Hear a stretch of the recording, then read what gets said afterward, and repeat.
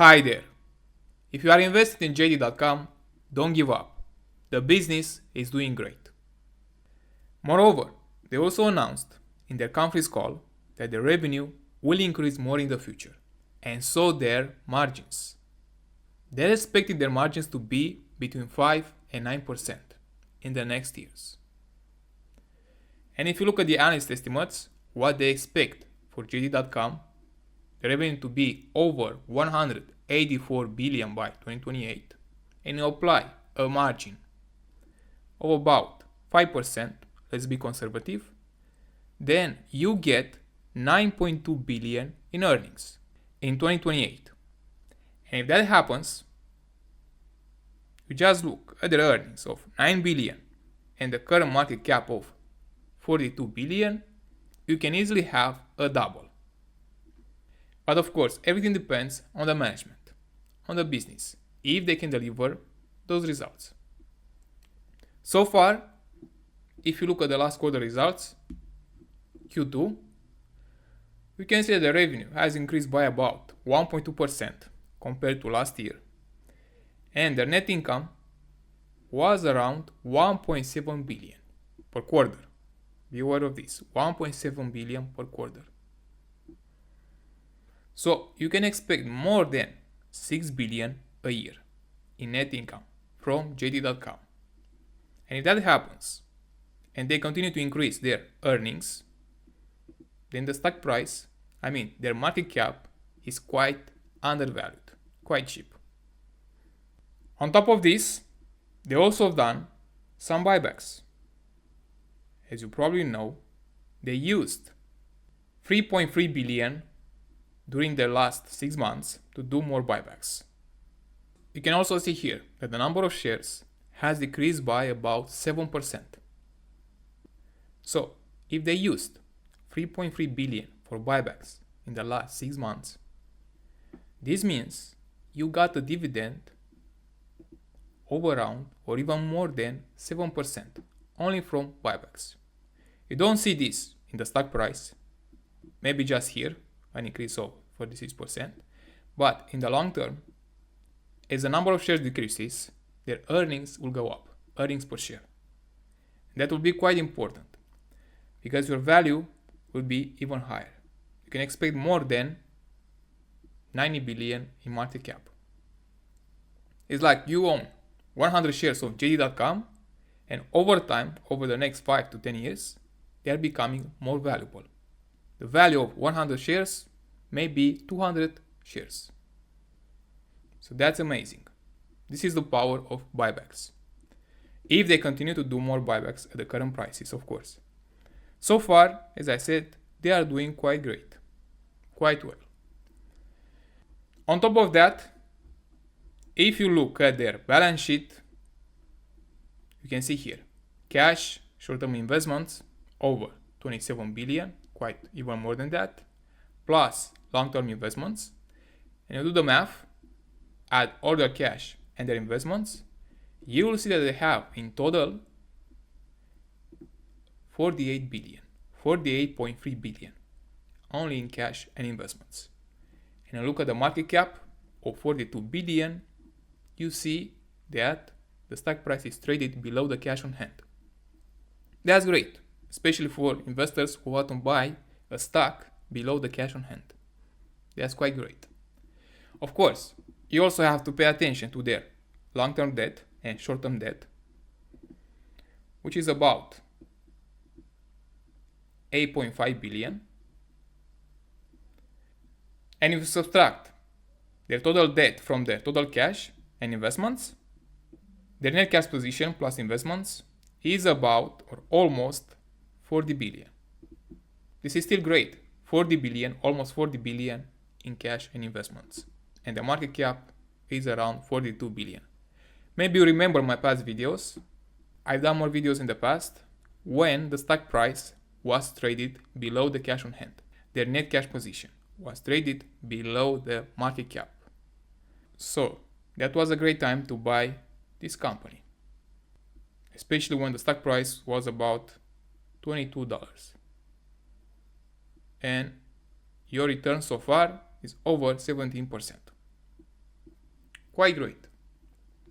So, they have great numbers, as we've seen their earnings.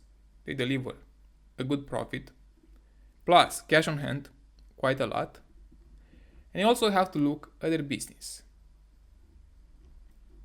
their segments. Let me show you here. For the last 6 months, you can see that they have two main segments: net product revenue and net service revenue, where they deliver total net revenue was over 75 billion for the last 6 months. A year is more than 140 billion. And you can see that most of the revenue is coming from net product revenue, where they deliver 60 billion in the last 6 months. And for net services revenue, of around 15 billion. But the most important thing is that this small segment, net services, is the most valuable to JD.com, because their higher profit margins are coming from this segment, net services. The money they charge for advertising, especially here, marketplace and marketing revenue, 5 billion, 5.8 billion, and logistics services they offer to other merchants.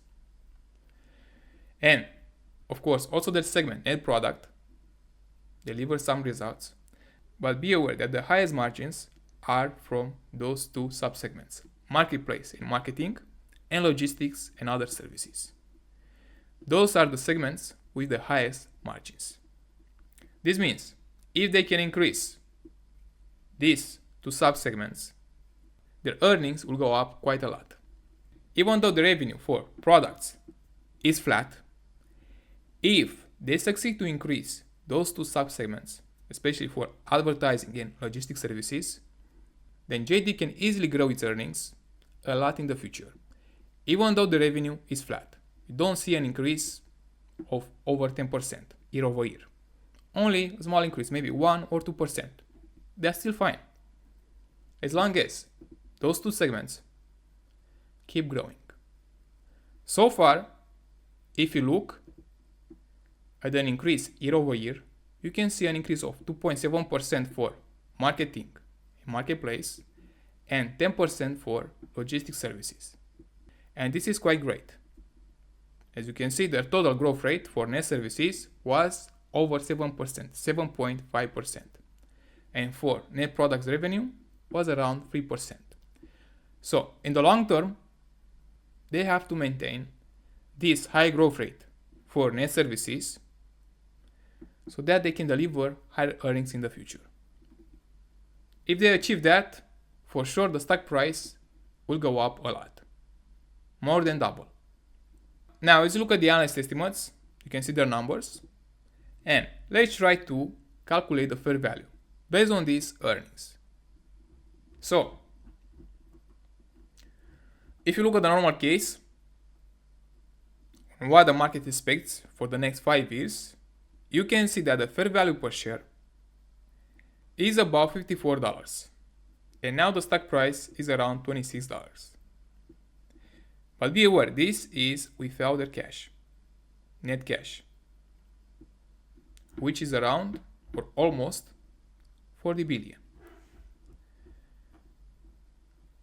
So, as the fair value is expected to be about 85 billion, of course, only if they deliver these earnings, you can add on top of that another 40 billion. So, from 85 billion plus 40 billion, this means 125 billion in market cap. So, from the current level, you can have a 3x, only if they deliver these earnings. So that's quite great in the normal case scenario. Of course, if they continue to do more buybacks, buy the stock at the current prices, then your return will be even higher than 3x over the next 5 years. So this looks quite great. Now let's look also at the risk. As you can see, let's say maybe the multiple won't be that high, the growth rate will slow down. Still, the stock price seems undervalued. The fair value per share is expected to be about $46 at the current price. Or if you want to value this business based on the market cap, the fair value is about 57 billion. So still great. You can have a 10% annual return from the current level of 42 billion. Quite even more than 10%, because the fair value is over 57 billion. Without including their cash position. So still great. Still great. You can still have a double. If you add 40 billion to this fair value market cap, that would be 97 billion. So still great. You can have a double easily. But of course, there is also risk. China, new regulations, competition from Alibaba, and of course, if JD plans to expand internationally or face other problems, maybe trade war between the US and China, this is quite a big problem, then if bad things happen between the US and China, then all Chinese stocks will go down. So that's a risk you have to take. Geopolitical risk. It might happen or not. That's why those companies are quite cheap at the moment. All Chinese companies are down because of trade war between the US and China, and also internal affairs. Regulations from Chinese government. Plus a slowdown in the economy. So when you add all those bad things, you see this massive decline. Chinese regulations, trade war between the US and China, and a slowdown in the economy. And the stock price is down over 73%. Same for Tencent, Alibaba, Baidu, and other Chinese companies. But this is an opportunity if you believe in the future of China. And of course in this company, that they will do well in the long term. So it's up to you. If you want to take some risk, some geopolitical risk, and bet that China will rebound in the long term, then you can take advantage and invest in one of their companies. For instance, JD.com, or maybe you prefer other companies. So it's up to you. Make your own analysis and think for yourself. If you like the risk and the reward, of course, the risk of trade war, geopolitical risk, other regulations are not included in this valuation because it's hard to predict what will happen in the future. If China comes up with other rules, nobody knows.